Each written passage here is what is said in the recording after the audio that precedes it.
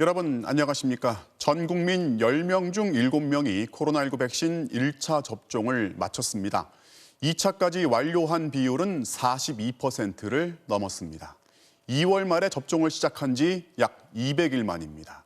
다른 나라보다 출발은 더디었지만 도착은 빨랐습니다. 정부는 정종의 혜택을 확대해서 전 국민의 80%가 접종을 마칠 수 있도록 하겠다는 새로운 목표를 내놓았습니다. 1차 접종 70%의 의미를 박윤수 기자가 설명합니다. 오늘 오후 5시 기준 백신 1차 접종자는 3,600만 4,101명으로 전 국민의 70.1%가 1회 이상 백신을 맞았습니다. 지난 2월 26일 접종 시작 이후 204일 만에 1차 접종률 70%를 돌파한 겁니다. 18세 이상 인구를 기준으로 한 접종률은 81.5%입니다.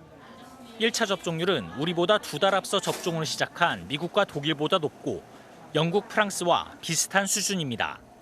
특히 50%에서 70%까지 올라가는데 28일밖에 걸리지 않았습니다.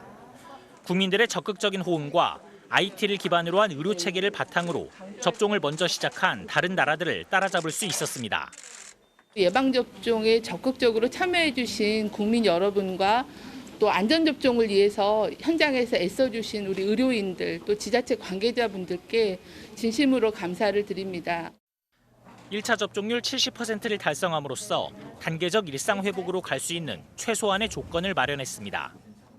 1차 접종만으로도 상당히 중증 예방 효과라든지 사망률 감소 효과가 큽니다.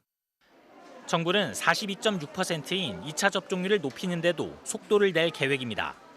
접종 혜택을 확대해 접종 완료율을 80% 수준까지 끌어올리겠다고 밝혔습니다. 당장 오늘부터는 전국 병의원에서 예비 명단과 SNS 당일 예약을 통해 자녀 백신 2차 접종이 가능해졌습니다. 학원 알바하고 있어서 고등학생들 이제 이렇게 접촉할 때 2차 백신까지 맞으면 애들이 조금 더 편안하게 공부할 수 있지 않을까 생각해서 빨리 맞았습니다. 1차 접종을 받고 화이자는 3주, 모더나와 아스트라제네카는 4주 만에 2차 접종을 받을 수 있습니다. 2차 접종 시점이 빨라지는 만큼 접종 완료자가 70%를 넘는 시점도 다음 달 말보다 앞당겨질 것으로 보입니다. MBC 뉴스 박윤수입니다. 추석 연휴를 앞두고 새 확진자는 다시 2,000명 넘게 늘었습니다. 요 며칠 수도권의 확진자가 전체에서 80%에 육박하는데 명절을 맞아 수도권 주민들의 이동이 시작됐습니다. 서울역 연결해서 귀성 또 방역 상황 알아보겠습니다. 조희영 기자. 네, 저는 지금 서울역 광장에 마련된 코로나19 임시선별검사소 앞에 나와 있습니다. 추석 연휴를 하루 앞두고 서울역에는 귀성객들의 발걸음이 이어지고 있는데요. 오늘 하루 이곳 선별검사소에서는 양손 가득 선물 보따리를 든 귀성객들을 볼 수 있었습니다. 고향 방문을 앞두고 미리 검사를 받으려는 귀성객들이 많았는데요. 직접 들어보시죠. 어머니는 2차까지 맞으셨는데 저희들은 1차밖에 안 맞아서 검사를 완전하게 하고 내려가기로 했습니다. 오늘 코로나19 신규 확진자는 2,008명으로 금요일 발표된 확진자 수로는 4주 만에 2,000명을 넘었습니다. 특히 지난 한 주 수도권 환자는 하루 평균 1,300명대를 기록하면서 코로나19 발생 이후 가장 많았습니다. 수도권 확진자 비율도 여전히 80%에 육박합니다. 연휴 기간 수도권에서 비수도권으로 많은 이동이 예상되는 만큼 감염 확산이 우려됩니다. 방역당국은 고향집을 방문하기 전이나 방문한 직후에 가까운 임시선별검사소에서 진단검사를 받아달라고 당부했습니다. 임시선별검사소는 교통량이 많은 고속도로 휴게소와 버스터미널, 기차역 등 전국 544곳에 설치됐는데 응급 의료 포털에서 확인하실 수 있습니다. 추석 연휴 동안 가정 내 가족 모임은 전국 어디서나 접종 완료자 4명을 포함해 최대 8명까지 가능합니다. 그래도 가족 모임 시간을 가급적 줄이고 자주 환기를 해야만 감염 가능성을 줄일 수 있습니다. 방역당국은 이번 추석이 고비가 될 것 같다며 연휴를 잘 넘겨야만 단계적 일상 회복으로 갈 수 있다고 강조했습니다. 지금까지 서울역 광장에서 MBC 뉴스 조희영입니다. 네, 14호 태풍 찬투는 현재 일본 열도에 막 상륙을 했습니다. 어젯밤부터 오늘 하루 제주와 남부지방이 잔뜩 긴장하면서 이 태풍에 대비를 했는데요. 마지막 영향권에 들어있는 부산 지역을 연결해 보겠습니다. 현지호 기자. 네, 부산 밀락 수변공원에 나와 있습니다. 낮 한때 많은 비가 쏟아지기도 했지만 지금은 언제 그랬냐는 듯 단 한 방울의 비도 내리지 않고 있습니다. 오후 5시를 기점으로 부산에 내려졌던 태풍주의보도 현재는 해제가 된 상태고요. 하지만 평소보다는 강한 바람이 계속 이어지고 있습니다. 보시는 것처럼 파도도 굉장히 높게 일고 있습니다. 풍랑주의보가 유지되고 있는 부산 앞바다에는 최대 6m의 높은 파도가 이어지고 있습니다. 태풍 찬투는 오후 4시쯤 부산 남쪽 180km 해상을 지나갔습니다. 기존 예상보다 남쪽으로 더 내려가 지나갔지만 부산 지역에 많은 비를 쏟아부었습니다. 부산 강수량은 지금까지 50mm를 기록했고 기장군 등 60mm 안팎 내린 곳도 있습니다. 강풍도 온종일 이어졌는데요. 오전 10시 50분쯤 해운대구의 한 상가 건물 외벽이 떨어져 나갔다는 신고가 접수되는 등 강풍 피해가 잇따랐고 초고층 건물이 모인 해안가에선 빌딩풍 등의 영향으로 거센 강풍이 몰아치면서 텅 빈 도심 풍경이 연출되기도 했습니다. 그래도 큰 피해 없이 태풍은 지나갔습니다. 하지만 내일 새벽까지는 강풍주의보가 유지됩니다. 밤 사이에도 간간히 시속 90km에 이르는 강한 바람이 이어질 것으로 보이는 만큼 바람 피해가 발생하지 않도록 주의하셔야겠습니다. 지금까지 부산 밀락 수변공원에서 MBC 뉴스 현지호입니다. 제주에는 태풍 피해가 만만치 않게 발생했습니다. 한라산 진달래밭에 1,300mm, 1m 넘는 비가 내렸는데요. 주택가와 농지에는 침수와 강풍 피해가 잇따랐습니다. 박혜진 기자가 취재했습니다. 제14호 태풍 찬투가 제주도에 가장 근접한 오늘 새벽. 시간당 70mm의 강한 비가 쏟아지면서 제주시 중앙 지하상가가 물바다로 변했습니다. 추석 대목에 팔 상품을 못 쓰게 될까 상인들은 연신 바닥에 고인 물을 양동이에 퍼담습니다. 물처럼 배수펌프가 용량이 모자라가지고 물이 넘쳤어요. 그래가지고 지금 이 힘들어 물이 나오는 거예요. 제주시 조천읍의 한 마을은 완전히 물에 잠겼습니다. 어른 무릎 높이까지 찬 물은 빗줄기가 잦아들어도 빠지지 않아 출입이 통제됐습니다.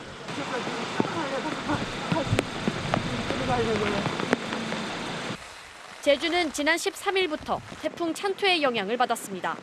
한라산 진달래밭에는 닷새 동안 1,300mm에 달하는 물폭탄이 떨어졌고 서귀포 511, 제주시 348mm의 많은 비가 내렸습니다. 또 강한 바람에 가로등과 가로수가 쓰러지고 공사장 펜스가 넘어지는 등 강풍 피해도 잇따랐습니다. 강한 비바람이 불면서 이렇게 철제 구조물이 쓰러져 인도 위에 아슬아슬하게 걸쳐져 있습니다.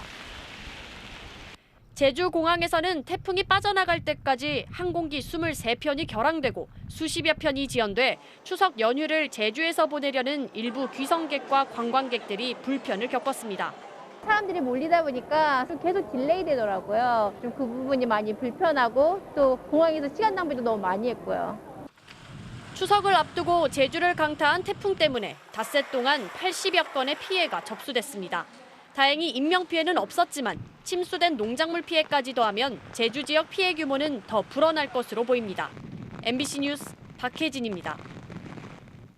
가혹 행위에 시달리던 끝에 스스로 생을 정리한 해군 병사의 죽음을 조사해 보았더니 당시 함장이 폭행 피해자를 오히려 관심 병사로 분류해 상부에 보고한 것으로 드러났습니다. 여느 군내 사건이 그렇듯 지휘관이 책임질 만한 내용은 보고되지 않았습니다. 보도에 남효정 기자입니다.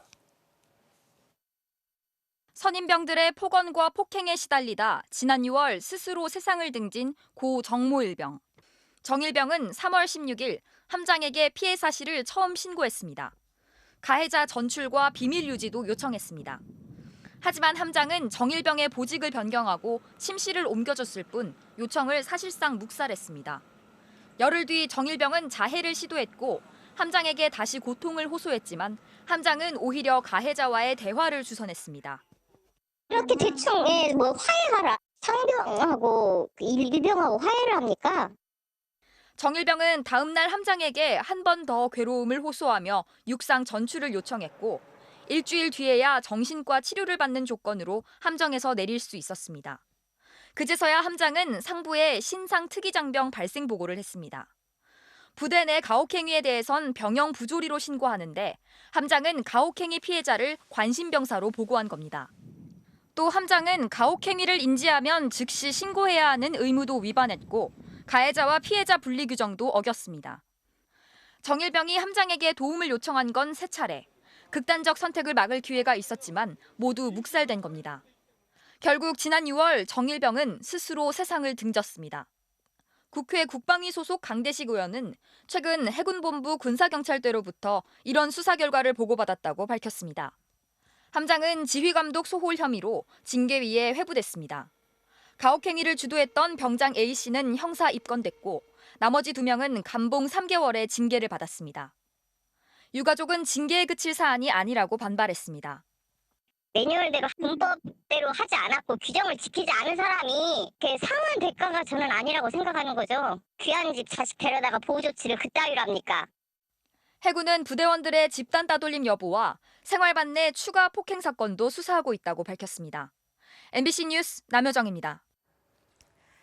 이재명 경기지사가 대장동 개발 사업에서 화천대유라는 회사에 특혜를 줬다는 의혹과 관련해서 정치권 공방이 거세지고 있습니다. 야당은 자산관리업체 한 곳이 이렇게 거액을 벌어들인 배경에 이 지사의 관여가 있지 않았겠냐 이런 의심을 제기했는데요. 이 지사 측은 그 업체를 알지도 못하고 오히려 5천억 원이 넘는 개발 이익을 환수한 모범 사업이라고 반박했습니다. 김재경 기자가 전해드리겠습니다.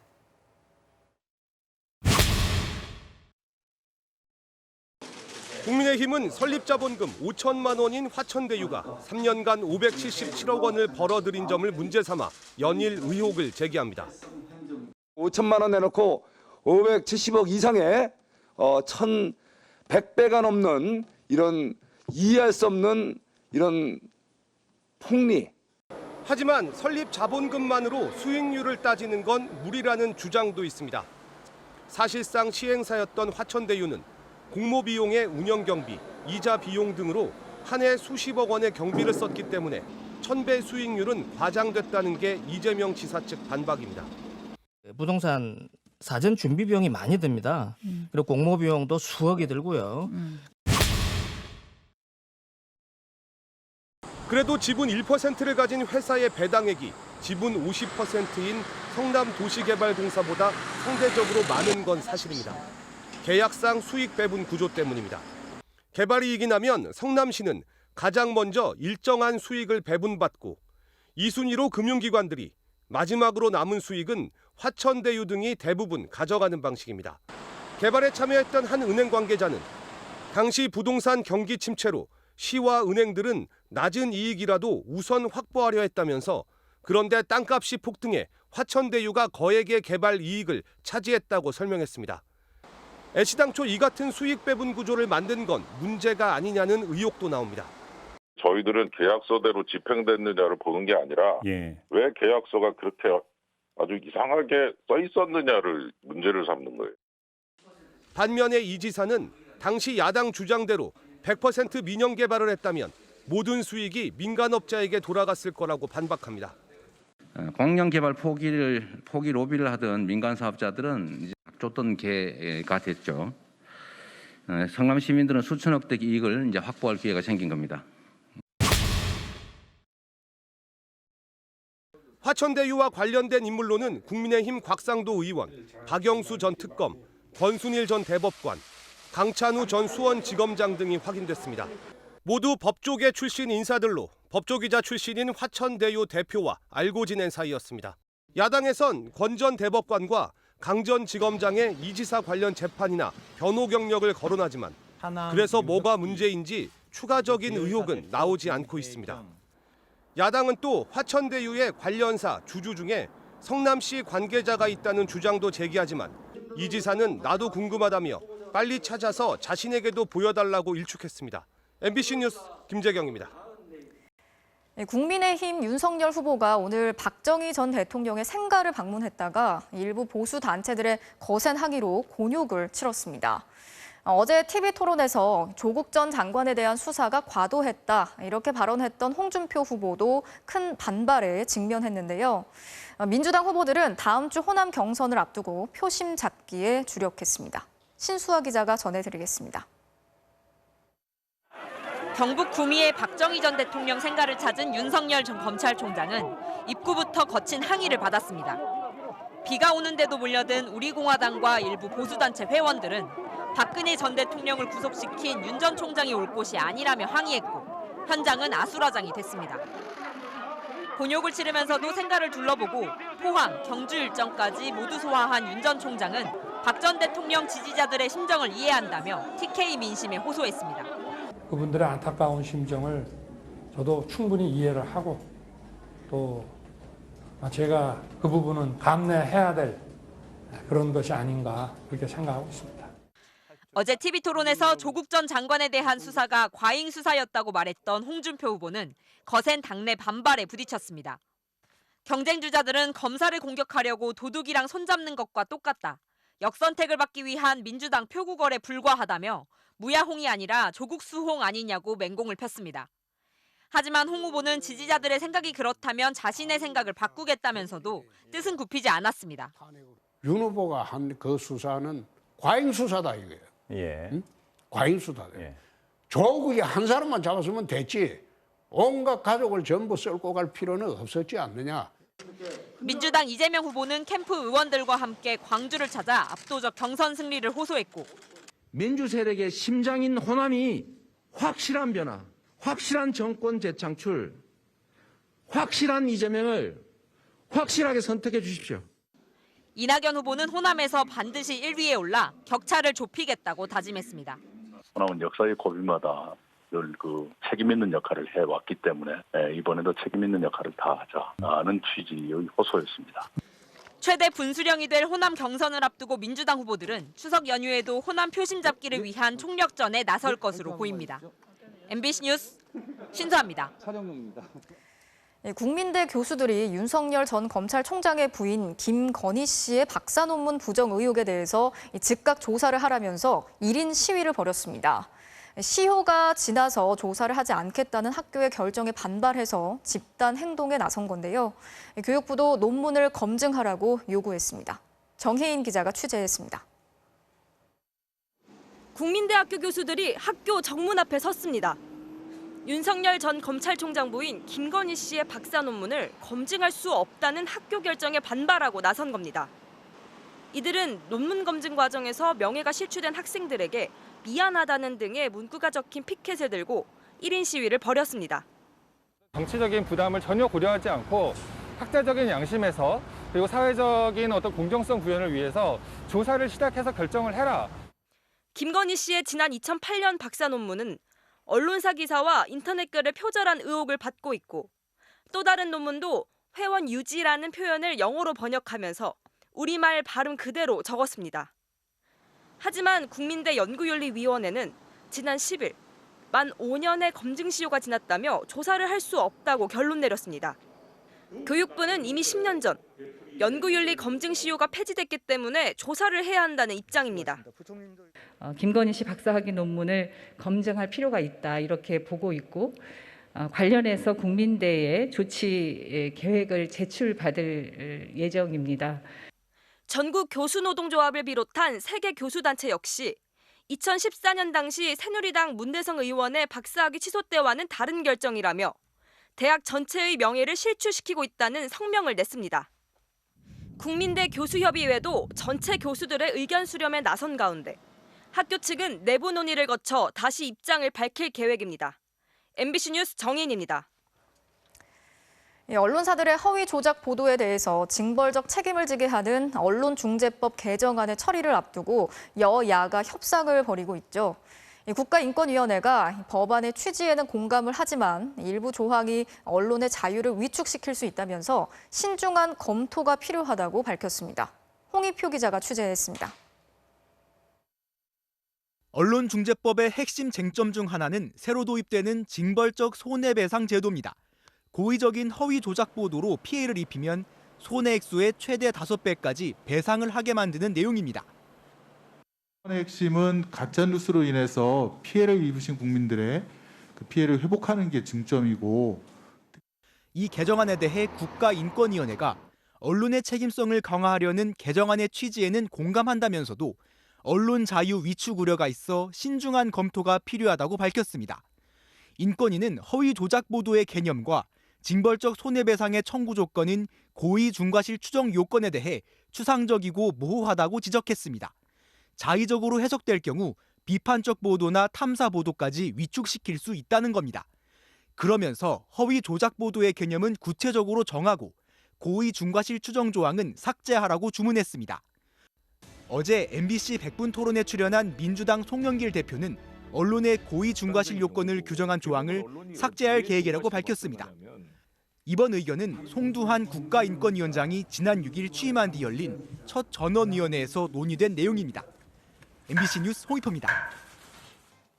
지난주 프리미어리그 데뷔골을 터뜨렸던 울버햄턴의 황희찬 선수가 팀 훈련에서 가벼운 몸놀림을 선보였습니다.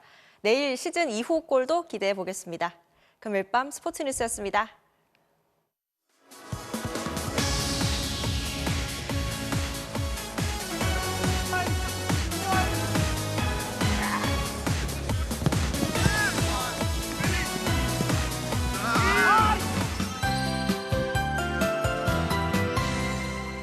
태풍 찬투는 이제 막 일본 규슈 북단을 지나서 혼슈 쪽을 향하고 있습니다. 오늘 밤 자정 이후에는 온대저기압으로 빠르게 힘을 잃겠습니다. 태풍 비구름이 빠르게 이동을 해나가면서 비는 대부분 그쳤는데요. 하지만 바람은 아직입니다. 특히 여수 간현암에는 순간 시속 109.1km, 부산 남구에도 시속 70km에 달하는 강풍이 관측됐는데요. 내일까지도 부산 등 경상도 해안가를 중심으로는 시속 90km 안팎의 강한 바람이 불겠습니다. 안전사고에 주의하셔야겠습니다. 내륙 지방은 내일부터 연휴 초반까지도 무난한 가을 날씨가 이어지겠고요. 아침 공기도 부쩍 선선해지겠습니다. 추석 당일인 화요일에는 전국에서 비가 오겠는데요. 그래도 비의 지속 시간이 길진 않아서 밤에는 한가히 보름달을 볼 수 있겠습니다. 내일 아침 일찍이 귀성길에 오르는 분들은 안전운전 하셔야겠는데요. 비가 내린 터라 대기가 습해서 내일 아침 충청과 남부 내륙을 중심으로 가시거리가 200m 이하로 좁혀지겠습니다. 아침 최저 기온은 서울 18도, 안동 14도로 오늘보다 낮아지겠고요. 낮 최고 기온은 서울 28도, 대구 27도까지 오르겠습니다. 추석 당일인 화요일에는 전국에서, 수요일 오전에는 중부지방에서 비가 조금 오겠습니다. 날씨였습니다. 뉴스 마치겠습니다. 오늘도 함께해 주신 여러분 고맙습니다.